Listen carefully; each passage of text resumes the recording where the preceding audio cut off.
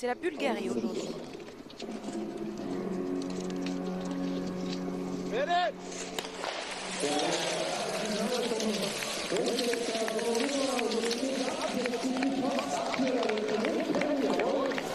Est-ce qu'on va la revoir, cette chute dans la montée? C'est la Russe, me semble-t-il, qui a chuté. La Russe de Valeria Vasnetkova. Kristina Retsova, la leader de cette équipe russe, terminera le relais. Irina Leschanka est remontée. La piste est large et ça lui a permis de se remettre côte à côte avec Martelsbu Reuseland. Ouais, regardez à droite de votre écran. Ce petit accrochage qu'on voit très souvent dans les montées, sur les premiers tours, en mass start ou en relais. On vient Boucher et également l'Allemande la plus en forme en ce moment, Vanessa Voigt, 16e au classement général, juste derrière Denise Herrmann, et qui a notamment brillé à Oberhof. Denise Herrmann, ce sera la dernière relayeuse. Vanessa Voigt, c'est donc la première relayeuse pour cette équipe d'Allemagne à domicile. Et qui est toujours orpheline de Preuss, qu'on aimerait bien revoir venir dans cette équipe, mais bon, elle est toujours bloquée. Vous avez suivi l'affaire. Blessure à la cheville, puis Covid pour elle. Donc pour l'instant, on a cette équipe d'Allemagne qui doit... 15-20 secondes à perdre dès ce premier tir.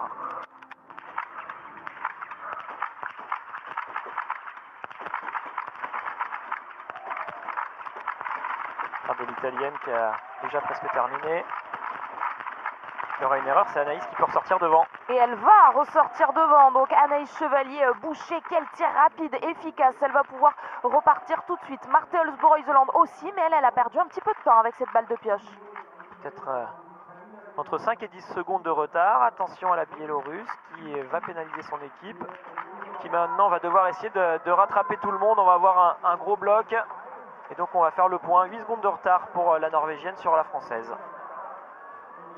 La Biélorusse qui passe maintenant, vous la voyez, Irina Leschanka en 17e position avec 16 secondes et demie de retard, et on l'a vu juste derrière également. Son petit accrochage dans le premier tour, mais donc tout va bien, petite montée d'adrénaline qui ne l'a pas handicapée sur le pas de tir. Elle aussi n'a pas eu besoin de la moindre pioche, tout comme donc Anaïs Chevalier-Boucher.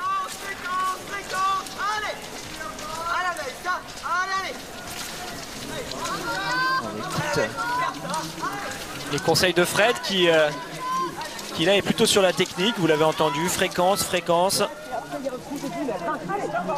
Et après il y a un trou de 10 mètres, donc là c'était au début des conseils techniques pendant qu'elle était dans la montée, et ensuite vraiment des renseignements avec donc ce trou de 10 mètres pour lui donner l'avance qu'elle avait sur la Norvégienne. Nous avec le relais masculin, et puis ensuite les deux poursuites, ce sera à partir de dimanche. Et Anaïs Chevalier-Boucher pourrait être dangereuse, elle va partir en 14e à la faveur de son 9 sur 10 réalisé sur le sprint en début de semaine. Ça y est, Martelsbu Reuseland a réussi à revenir sur la Française en haut de cette montée. Oui, on l'a, ce regroupement. Mais encore une fois, ce regroupement qui est très logique par rapport à la configuration de course actuelle. Par contre, ce qui est sûr, c'est qu'elles ont dû forcer un peu.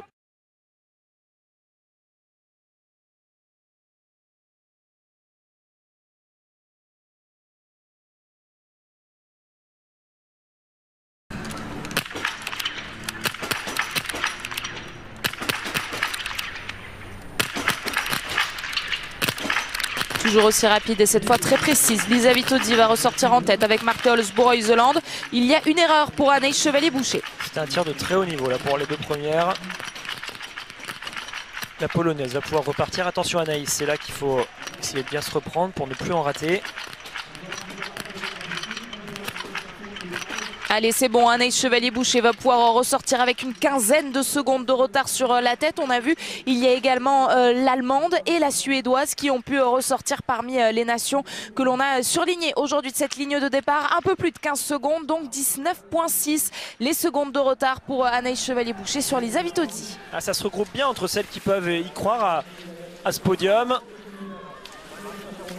Les Italiennes vont être devant avec Lisa Vitozzi qui est toujours sensationnelle sur les relais. Encore une fois, elle nous le montre. C'est vraiment incroyable qu'elle n'arrive pas à faire la même chose sur ses courses individuelles. Elle a vraiment eu une phase dans sa carrière où elle était très forte à tous les niveaux, alors qu'on voit des biathlètes, notamment la Biélorusse, qui a glissé.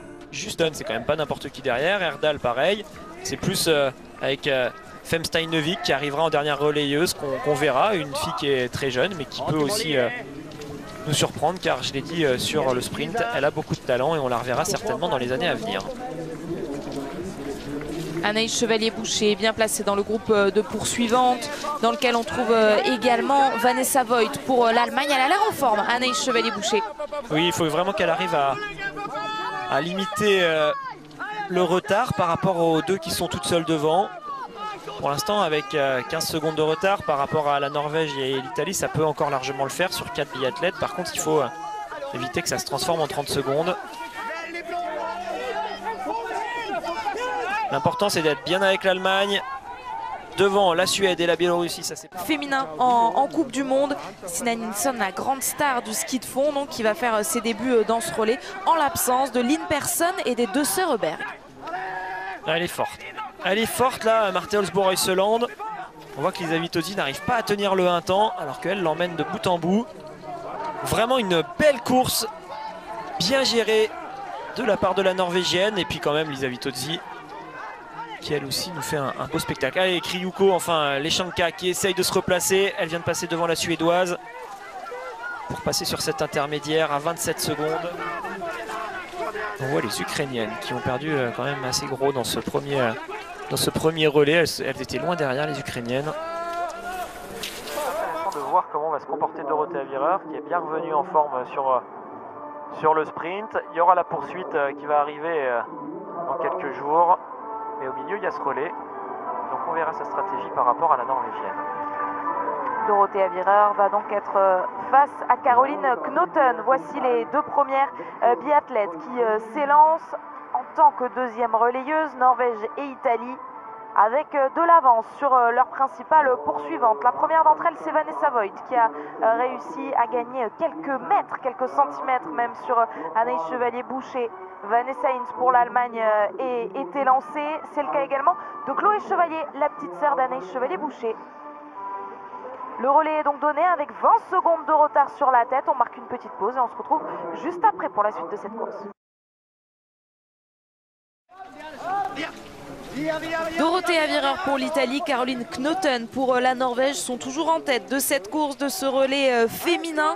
Et on le voit derrière, ce gros groupe est emmené par Marie Eder. Et juste à côté, la piste est assez large pour qu'elle soit deux. Il y a Chloé Chevalier pour l'équipe de France. Et surtout, il y a Limbekava qui est revenue dans ce groupe. Elle avait du retard quand elle a pris le relais. Il y avait environ 10 secondes de retard. 11 secondes très exactement pour la Biélorussie par rapport à l'équipe de France. Gauche-droite, vous le voyez, mais c'est vraiment ultra léger. Allez, deuxième tir couché.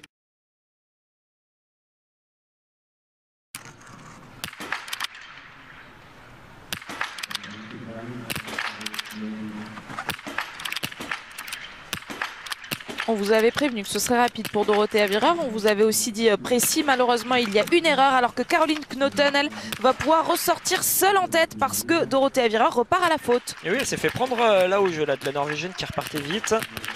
Elle a essayé de tirer. Ça pourrait permettre à tout le monde de se regrouper. Est-ce que Chloé et Aline Bekava vont en profiter? Ce sera le cas pour Aline Bekava et pour Chloé. On risque d'avoir presque tout le monde ensemble sur le prochain tir. Et oui, puisqu'il y a également Vanessa Hintz pour l'Allemagne qui a pu ressortir. C'est le cas aussi pour Stina Nilsson pour la Suède. Un pas de tir facile donc qui permet de voir toutes les nations dangereuses aux avant-postes. La voici, Stina Nilsson avec sa combinaison jaune qui ressort juste devant l'Autrichienne Ina Hofer. Ah oui, beau premier tir pour Stina Nilsson. Elle qui n'a pas marqué des points dans cette course à la sélection olympique lors du sprint. Pourquoi pas faire beaucoup mieux aujourd'hui sur le relais et montrer aux entraîneurs qu'elle progresse. On va voir ce que ça donne sur la piste, mais là on le voit, hein, c'est Knoten.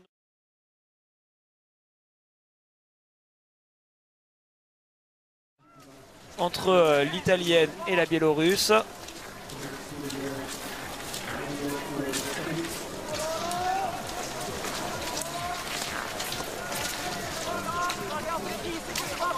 2 secondes d'écart avec Dorothée Avireur et ce groupe donc qui passe à l'intermédiaire et qui nous permet de voir très précisément que Chloé Chevalier se trouve à 10 secondes de ce duo de tête. On va en attendant le deuxième tir aller en zone mixte, voir Anaïs Chevalier-Boucher qui est avec Tanguy Kérois. C'est Pierre. C'est trop passif à mon goût et je sais que c'est le piège pour moi. Si c'est passif, j'arrive au tir, je suis passive et ça passe pas. Donc voilà, j'avais besoin de faire un petit peu de reprendre les devants au premier tour. Un scénario de course, de relais différent de ceux depuis le début de saison où il y avait eu beaucoup d'échecs et une course qui était partie de l'avant avec beaucoup d'équipes à plus d'une minute dès le début. Là on voit que c'est encore très dense et que tout peut encore se passer. Bah oui, mais c'est la même fille en tête, même si elle a perdu du temps tout à l'heure. C'est Dorothée Avireur qui s'installe sur le tapis numéro 1. Allez, on est presque à ex-aequo pour toutes ces filles. Seule l'italienne pourrait ressortir avec un petit peu de marge. Si elle arrive à faire le sans faute, ce ne sera pas le cas. Donc là, normalement, l'une des autres filles pourrait ressortir devant. Pour l'instant, la norvégienne commence très bien. Chloé également. Allez, Chloé peut ressortir devant tout le monde. La Biélorusse est bien aussi. Limbekava, ça y est, c'est finalement Dorothée Avireur qui va en profiter car Chloé a ralenti un peu son tir. Et on va avoir un bon regroupement avec les plus grosses équipes qui se retrouvent devant. Et parmi ces plus grosses équipes, donc Chloé Chevalier est la seule à avoir réussi le plein sans avoir besoin d'aller chercher une balle de pioche. Chloé Chevalier qui est ressortie à 5 secondes de Dorothée Avireur avec Caroline Knoten, avec Zinara Alimbekava. Un petit trou derrière, on trouve la polonaise Kamila Zouk et Stina Nilsson pour la Suède. Super relais de la part de Stina Nilsson, bravo. C'était pas simple pour elle, c'est le genre de situation qu'elle ne connaît pas. Elle a fait vraiment très bien les choses, une seule pioche. Vous le voyez, par contre là on est avec l'Allemagne, une fille qui a beaucoup plus d'expérience. Et elle se met la pression, il y aura un tour de pénalité. Ça, c'est quand même bien dommage pour elle. D'autant qu'on voit aucune autre grosse nation n'a failli devant, c'est très dense, c'est très regroupé. Vanessa Hintz va donc devoir aller sur Vanessa Hintz. Vraiment ça se voit à son visage qu'elle n'est pas sereine. Elle le subit complètement ce tir, elle le provoque presque cet anneau de pénalité. C'est Dorothée Avireur qui continue de prendre les devants. Elle fait un beau relais à fond là. Et Stina Nilsson, regardez, qui est en train de revenir. La Suédoise qui replace bien son équipe. Les Polonaises et les Estoniennes sont juste derrière. Les Russes ont perdu un peu de terrain quand même sur ce début de relais. Elles sont en gros à 40 secondes à peu près avec Mironova. Allez Chloé, faut tenir, l'Eskida Limbekava, faut tenir. Stina Nilsson, comme vous le prédisiez Alexis, a déjà récupéré 6 secondes par rapport à sa sortie du pas de tir et ça risque donc de continuer pour la Suédoise. C'est du ski de fond, c'est du skating dans tous les cas. Par contre, on est quand même sur des efforts qui sont spécifiques et qui sont différents, qu'il faut apprendre avec le temps. Alors en plus Stina Nilsson, elle était surtout forte en ski classique, en alternatif. Donc là sur le skating, on voit qu'elle est parmi les plus rapides, mais elle est plutôt dans les 10 meilleurs temps de ski que dans les 2 meilleurs temps de ski. Championne olympique à Pyeongchang de ski de fond, Stina Nilsson, elle est en train de remonter, d'essayer de revenir sur Chloé Chevalier. La française, elle, essaie Kina, c'est une biathlète de top 15, Krushine Kina. Pour l'Italie, c'est avec Komola, là c'est beaucoup plus jeune et plutôt une biathlète de top 40. Pour la France, c'est avec Justine. Et la Suède a bien recollé avec Stina Nilsson qui a fait un bel effort dans ce dernier tour. Elena Krushinkina, 26 ans, vient de prendre le relais. Et Komola pour l'Italie, 23 ans à peine aussi. Et sur la piste, Chloé Chevalier a bien limité la casse. Seulement 3 secondes 6 de retard pour Justine Brezas-Boucher sur ce duo. Alors que Stina Nilsson vient de donner le relais à Mona Brorson. On marque une autre pause, la deuxième et la dernière, c'est promis, et on se retrouve.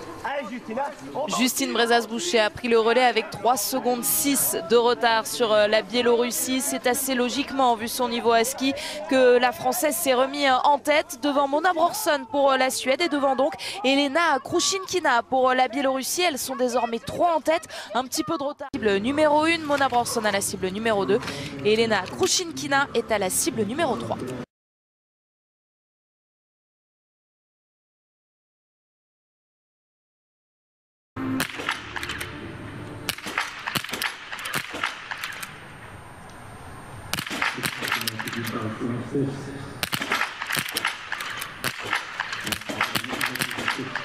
La Biélorusse a tiré plus vite et va pouvoir ressortir tout de suite avec Justine Brezas-Boucher qui réussit le plein. En revanche, Mona Brorson doit aller piocher. Bah, c'est surtout qu'elle a eu un problème au niveau de son réarmement plus qu'une pioche. Là, elle a dû aller chercher une balle pour terminer ses 5 balles car elle avait pas fait d'erreur, mais elle a coincé une balle à un moment donné. Elle a dû l'éjecter, donc en reprendre une sur sa crosse. La Norvège va faire un très beau tir. On va voir si les Russes arrivent à se replacer.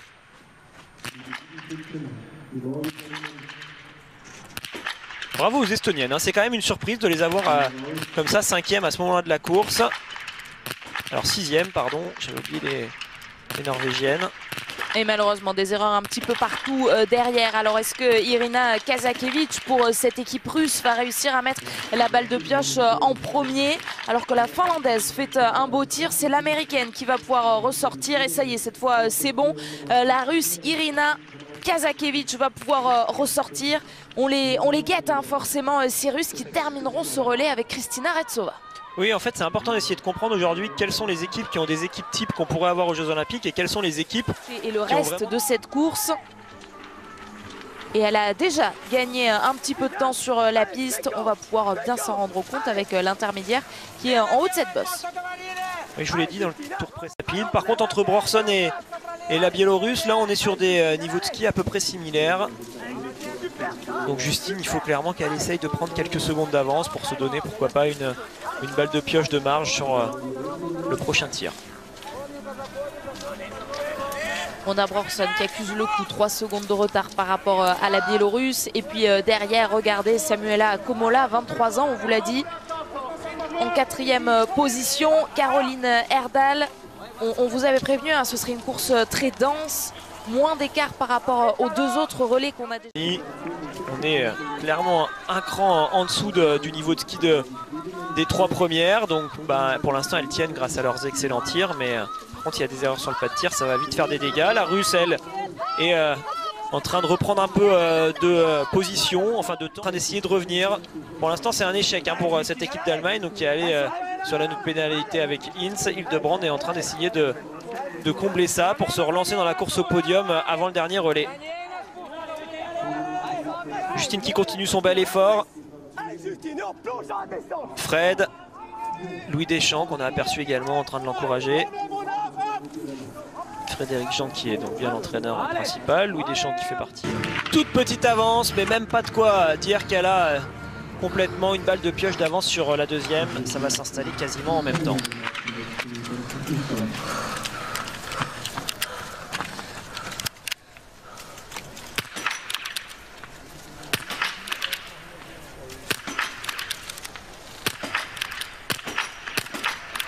Un tir rapide qui va permettre à Justine Brezas-Boucher de mettre cette balle de pioche et de pouvoir repartir en tête. Ouais, c'est fait pour la Française qui est donc toujours devant. Mona Brorson qui est en train d'hésiter sur cette dernière balle. Elena Krushinkina va pouvoir ressortir et c'est le cas également de la Suède. Bah, bravo à toutes les 3, elles ont chacune fait avec leurs armes. Justine qui est bien rentrée dans son tir, une balle de pioche, je trouve que c'est très correct dans cette situation. Elle la met tout de suite, elle repart, elle va pouvoir certainement reprendre encore quelques secondes dans ce dernier tour d'avance sur ses adversaires. Brorson qui a tendance très souvent à craquer complètement sur ses 2 bouts. Bah là aujourd'hui, elle a tenu la baraque, elle a tenu sa carabine pour aller mettre les 5 balles du premier. Très solide pour ces 3 filles devant. Allez, la Norvégienne termine juste après l'Italienne. Samuela Komola qui pointe à moins de 35 secondes de retard, mais vous l'avez vu depuis le début de son relais, l'Italienne risque d'avoir davantage de secondes hein, de retard par rapport à ce trio. Et on voit la Russie, Alexis va pouvoir se replacer après ce bon tir de Kazakevich. Ah oui, super tir de Kazakevich qui va, ça y est, revenir dans le top 6. Pourquoi pas reprendre un peu de temps à Erdal dans le dernier tour et se replacer. Les Allemandes, elles, par contre, sont toujours assez loin. On va voir si Hildebrand parvient à faire un tir parfait. Oui, elle y parvient. Le 5 sur 5 pour Franziska Hildebrand pour l'Allemagne. Mais le temps de ressortir de ce pas de tir, cette équipe d'Allemagne à domicile va pointer très certainement à plus de 1 minute 30 de retard maintenant. De la France, Justine Brezas-Boucher est donc en tête. Si vous nous rejoignez seulement maintenant, 3 filles sont en tête. Enfin, c'était le cas à la sortie du pas de tir, avec quelques secondes d'écart quand même entre L3 et Justine Brezano. Olympique sur des courses où on reste sur des courses de Coupe du Monde, mais quand même, on n'est pas sur une course où on va jouer une médaille, sur des JO ou sur des championnats du monde.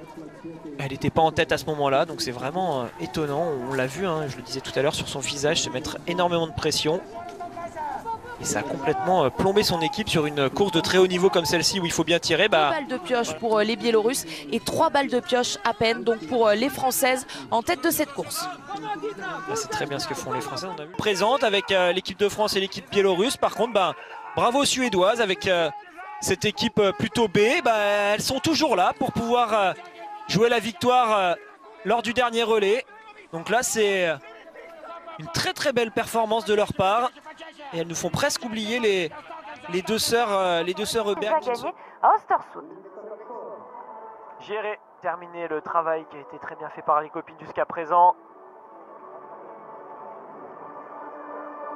Allez, Justine qui va arrêter de pousser, se mettre les skis parallèles pour pouvoir lancer correctement.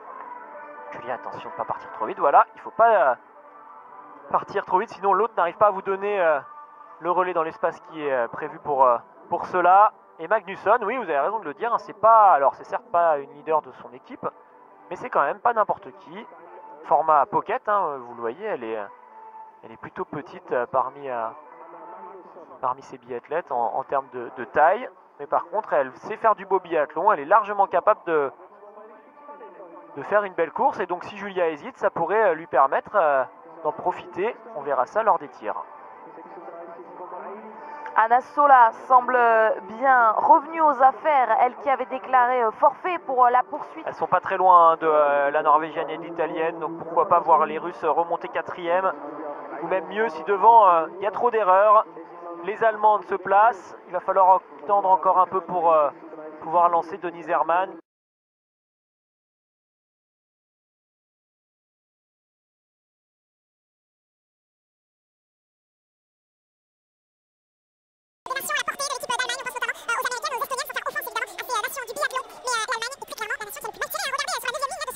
Un tour de pénalité, 3 balles de pioche.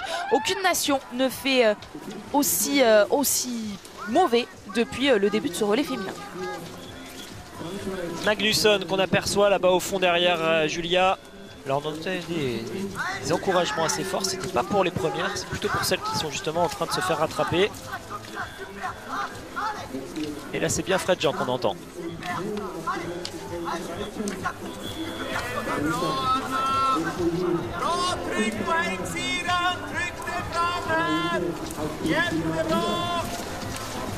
Il y avait 13. Elle a pris le relais avec 36 secondes de retard. C'est bizarre la façon dont elle est en train de skier dans cette montée là. Très peu de fréquence pour Anna Sola. Elle est partie à 36 secondes, elle est désormais à 40 secondes. Elle n'est pas dans une attitude où elle va vraiment chercher vers l'avant. Elle est plutôt en train de gérer son ski. Là on voit qu'elle n'essaye pas de revenir sur la suédoise ou sur la française. Je m'y attendais pas forcément là de la voir dans cette démarche. Allez, Sanfilippo elle qui entend. Et la canadienne malheureusement qui va devoir s'arrêter dans quelques instants. Car Julia ne lui fera pas de cadeau, elle n'a pas le choix. C'est trop proche derrière pour pouvoir laisser la canadienne terminer. Donc je vous rappelle la règle, on se fait prendre un tour, ça s'appelle l'AP dans le règlement. Et donc on s'arrête.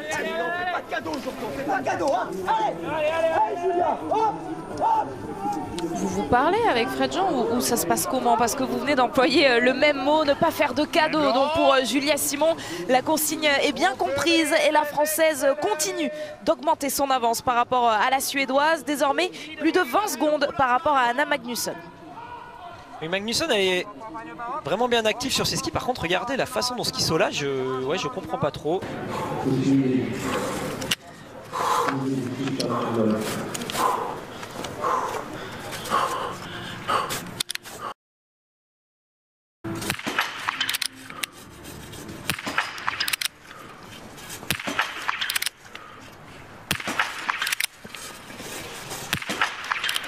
Il y aura une balle perdue à droite, vous avez vu, il y a également une balle qui a tapé sur le cordon mais qui a basculé.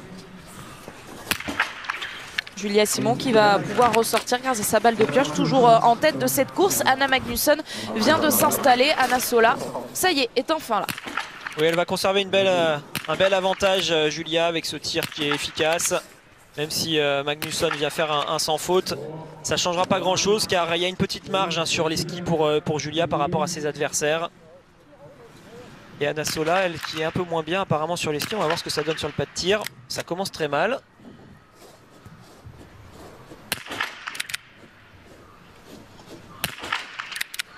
On dirait qu'elle n'est pas dans sa course, Anna Sola, depuis le début. Et elle va donc même aller tourner sur l'anneau de pénalité puisqu'il reste 4 cibles à blanchir. Et pour ça, elle ne dispose que de 3 balles de pioche. Elle décide de cliquer. C'est vraiment bizarre de la voir comme ça, je comprends pas trop ce qui se passe.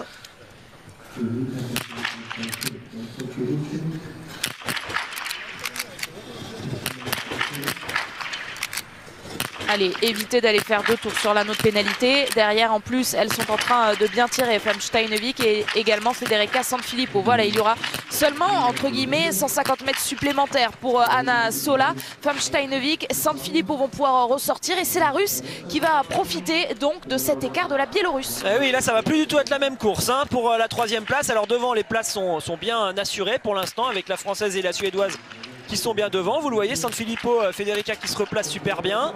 La Norvégienne également est toujours là, même si elle est plus jeune, ça tient grâce au tir. Retsova, j'étais curieux de voir ce que ça allait donner. Bah ça y est, elle est là, aux portes de ce podium. Elles vont être maintenant 3 à pouvoir croire à ce podium. La Biélorusse vient juste de ressortir. Et puis on va voir l'Allemagne. Donc en fait, elles vont être 5 équipes à pouvoir y croire à ce podium sur le dernier tir. On a vu l'Ukrainienne remettre sa carabine sur le dos. Vous le voyez, hein, il y a quand même des tirs très corrects. Toujours une seule balle de pioche pour cette équipe de Suède. Performance majuscule pour cette équipe de Suède. Toujours 2e donc à la sortie de ce 7e tir du relais. C'est donc d'autant plus étonnant de voir une fille qui figure parmi les cadors. Ça change tout, hein. On parlait de cette équipe biélorusse qui pouvait être favorite pour la médaille d'or sur les Jeux Olympiques en relais. Mais si Anna Sola n'a pas le niveau du début de saison, super ça. Allez, on presse. Ce sera complètement différent. Allez, on presse, ça veut dire qu'on appuie longtemps sur le ski pour bien prendre appui. Le skating, c'est venir pousser et prendre appui sur un ski qui est divergent, qui vient vous faire un point de contact glissant avec la neige. Et donc plus on va être capable de presser longtemps, plus on va pouvoir se servir de ça pour avancer. Et pour en terminer, oui, avec Anna Sola, qui est quand même un cas particulier, hein, on parle... Et pas là non plus sur les skis. Elle est sortie avec 1 minute 33 de retard sur Julia Simon. Et conséquence désormais sur le podium, eh bien c'est la Russe qui y est de façon fictive bien sûr.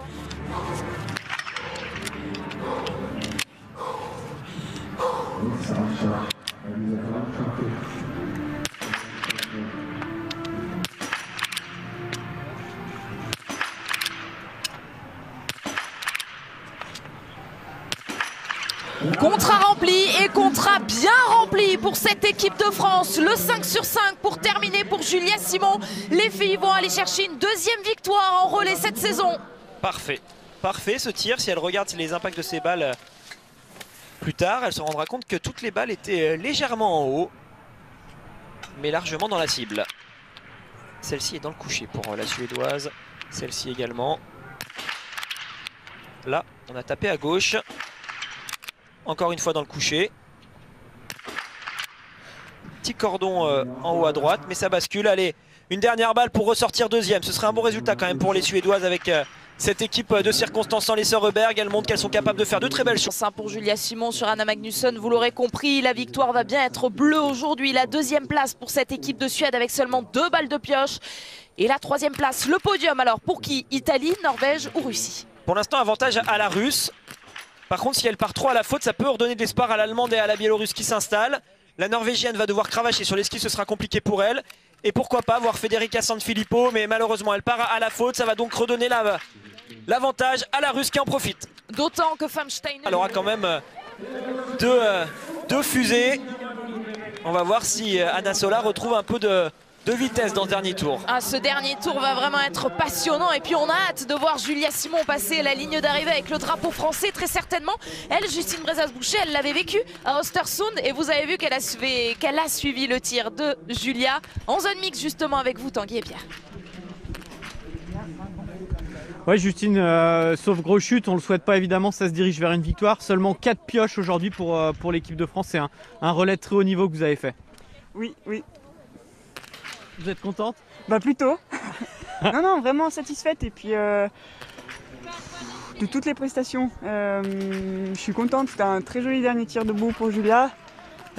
Savoir tenir la pression, c'est cool. On se rapproche des Jeux Olympiques, donc ça fait forcément aussi du bien pour la confiance et pour le collectif d'aller comme ça chercher des belles choses sur les relais. Ce sera un gros objectif de l'équipe de France féminine, ce relais.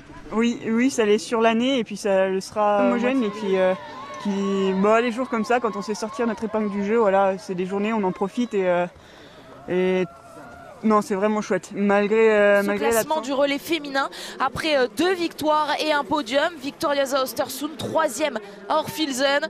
Et donc, grande vainqueur ici, les Françaises, grande vainqueur à Ruhpolding. Elles sont prêtes pour aller dans l'aire d'arrivée. Anaïs Chevalier-Boucher, Justine Brezas-Boucher et Chloé Chevalier rejoindre Julia Simon qui, avec ce drapeau tricolore, va passer la ligne d'arrivée en toute première position. Victoire pour la France. Grégoire Deschamps est sorti du camion pour donner le drapeau. C'est lui en général qui le donne quand il y a une victoire comme ça avec beaucoup d'avance. Ah, il est beau ce drapeau qui flotte au vent. Super, bravo les filles. Elle est superbe cette image. Il est superbe ce sourire sur le visage de Julia Simon. Magnusson sur cette ligne d'arrivée. Franchement, chapeau. Elles ont montré également aux sœurs Heuberg que c'était bien d'aller vite en ski, mais qu'en mettant les balles, ça pouvait aussi permettre d'aller chercher un podium. Je suis impressionné par le résultat de cette équipe qu'on attendait moins au vu de sa composition. Et c'est une première victoire pour Chloé Chevalier, on le disait, première victoire également donc pour Stina Nilsson dans ce relais.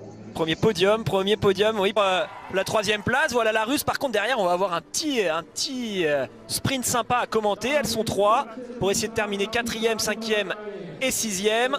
Bravo Retsova, hein, elle est partie loin. Elle a fait un super relais. Et elle vient donc chercher un podium également pour la Suède. Ouais, je m'emballe, tout le monde n'a pas gagné dans cette course. La victoire, et avec cette 8e place, elles égalent leur meilleur résultat dans l'histoire du biathlon. Oui, quand on voit les équipes qu'il y a devant, franchement... on le voit bien, il n'y a pas beaucoup de place pour se mettre. Les Ukrainiennes se sont ratées sur cette course. Là, très clairement, 9e pour elles, c'est pas un bon résultat. On verra si aux Jeux Olympiques, elles arrivent à faire mieux. Avant-dernier relais, avant les Jeux Olympiques, Alexis, Anne-Sophie et Victoire d'On.